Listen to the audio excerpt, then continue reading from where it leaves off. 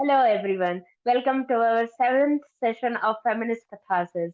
Today, we have the pleasure of hosting the incredible Sarish Kamal from the region of Gilgit-Baltistan, a media and communication studies graduate with a gold medal from Karakoram International University. Welcome, Sarish, and कैसी हैं आप? Thank you so much Zarmeen. अल्हम्दुलिल्लाह मैं बिल्कुल ठीक। आप कैसी हैं? जी, मैं भी बिल्कुल ठीक-ठाक हूँ और first of all I would like to ask you that can you please introduce yourself and share a bit about your background and profession? I'm so glad to have you guys today. I'm happy to be part of this webinar as well. So मेरा नाम सारिश कंवल है। मेरा ताल्लुक गिलगित बल्तिस्तान से है। पिछले 5 से 6 सालों से सहाफत के शोबे से और फिल्म मेकिंग के शोबे से मुंसलिक हूँ। Currently I'm based in Faisalabad, working as a corporate communication officer at a private company.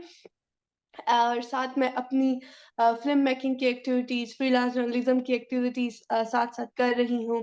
So I have been engaged with multiple organisations, working as a student journalist, working on climate, on health, on marginalized communities.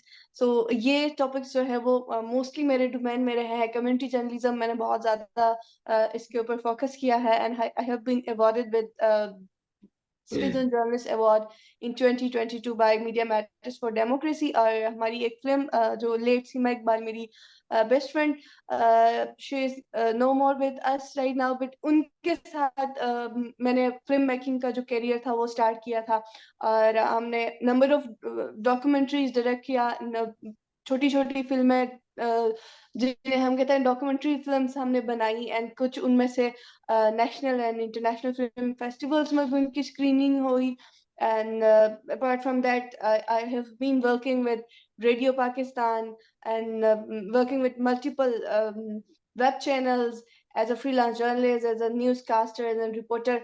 Main stream media में मेरा कम ही experience रहा है। एक आध चैनलों के साथ मैंने एज ए रिपोर्टर काम किया है। सो मेरा मोस्टली जो काम है वो डिजिटल मीडिया पे है जी।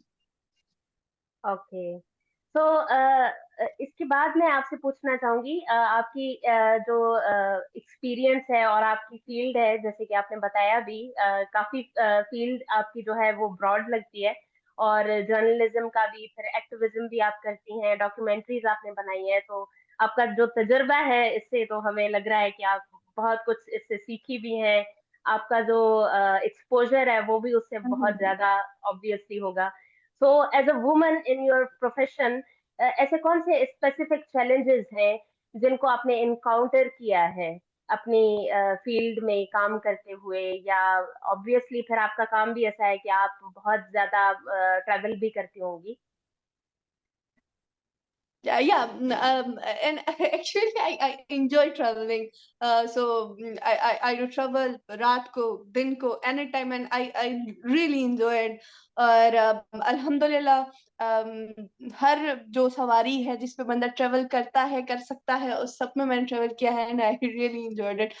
So I have been part of a number of trainings in different locations of Pakistan. कुछ में बहुत मैं 80% में एज पार्टिसिपेंट एंड 20% में एज अ ट्रेनर मैंने जो है पार्टिसिपेट किया है। सो चैलेंजेस की अगर बात करें तो जब भी आप कोई भी करियर हो, कोई भी प्रोफेशन हो, स्टार्ट करते हैं, अगर वो छोटा सा काम है क्यों ना, अगर आप बेकिंग का भी या कुकिंग का भी अगर आप काम स्टार्ट करते हो तो उसमें भी बहुत सारी चैलेंजेस आ जाती हैं।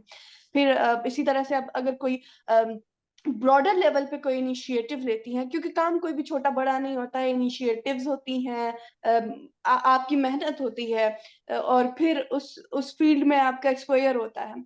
सो चैलेंजेस तो आती हैं, सभी को आती हैं, क्योंकि मीडिया एक ऐसा फील्ड है जहाँ पे कहा जाए, अगर जेंडर मेनस्ट्रीमिंग की बात करें तो फीमेल्स कदरन कम है बनिस्बत जो है दूसरे जेंडर्स के। So it's a male dominant field, no doubt, but ऐसा नहीं है कि खवातीन नहीं है या काम नहीं कर रही हैं। बहुत सारी खवातीन हैं जो रोल मॉडल्स हैं, जिन्होंने वो काम किया है जो मेन स्ट्रीम में जो मेल जेंडर है उन्होंने नहीं किया। So there are examples. So challenges की अगर बात करें तो सबसे पहले जो बेसिक चैलेंज आता है सबके लिए, अगर कॉमनली मैं अगर ग्राउंड रियलिटीज की बात करूं, so that is career counselling and self motivation. क्योंकि ये एक ऐसा एक फील्ड है, या हम कह सकते हैं करियर काउंसलिंग, जो कि हमारे बच्चे या बच्चियां लेक कर रही होती है, जिसकी वजह से वो एक गलत फील्ड चूज कर रहे होते हैं, या अपने मर्जी के मुताबिक नहीं चूज कर पाते, या अपने स्किल्स के मुताबिक।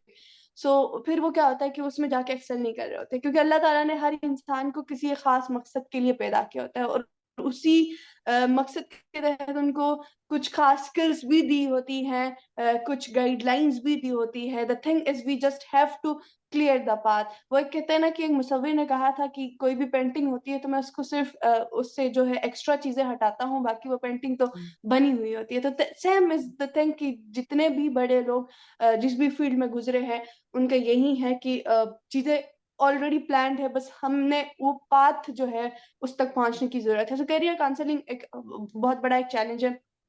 सेकेंडली, अगर स्पेसिफिकली अगर मीडिया फील्ड की बात कर रही हैं और खातन के लिए चैलेंजेस की बात कर रही हैं, तो आपको पता ही होगा मीडिया की जो मार्केट है वो लिमिटेड है बड़े शहरों में, लाइक कराची, लाहौर, इस्लामाबाद, कुछ शहरों में।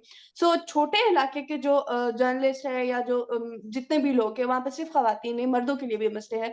जहाँ पे मार्केट नहीं है या छोटी मार्केट है, वहां पे फाइनेंस का बड़ा इशू आ जाता है, क्योंकि आप काम तो कर रहे हो, बट साथ साथ आपने फाइनेंशियली भी इंडिपेंडेंट होना है, आपने फैमिली को भी देखना है। ये चैलेंजेस जो है वहां पे आ जाते हैं, क्योंकि लिमिटेड रिसोर्सेज के अंदर हमारे जर्नलिस्ट काम कर रहे होते हैं, तो ये एक बड़ा उनके लिए रिसोर्सेज का एक चैलेंज हो सकता है।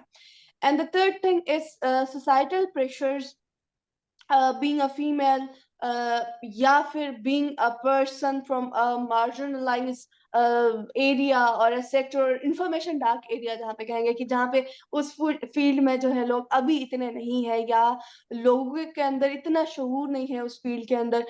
ये एक फैक्टर हो सकता है। बट द थिंग इज कि जब आप मेहनत करते हैं, जब आप मुसलसल अपनी एफर्ट्स डालते हैं, देन बहुत सारे लोग आपको सपोर्ट कर रहे होते हैं।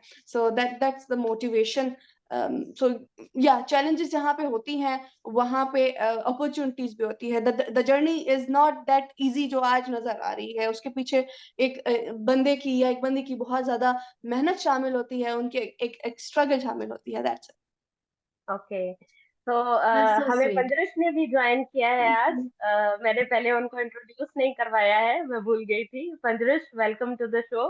आप Thank you so much. आपने हमें आज ज्वाइन किया है, और आप भी क्योंकि सेम ही रीजन से ताल्लुक रखती हैं, सरिश भी और आप भी कॉमन रीजन से आते हैं, तो आपका क्या कहना है या आप क्या ऐड करना चाहेंगी इन पॉइंट्स में? मैं समझती हूँ कि सरिश ने ऑलमोस्ट सारे पॉइंट्स कवर कर लिए हैं, और मुझे यही लगता है कि आपको ज़्यादातर मसला यही होता है कि आपको प्रॉपर कोई गाइड करने वाला नहीं होता। बाकी हिम्मत तो बंदा, अगर आपके अंदर पैशन है या कुछ ड्रीम है, तो हिम्मत तो बंदा वैसे ही कर लेता है।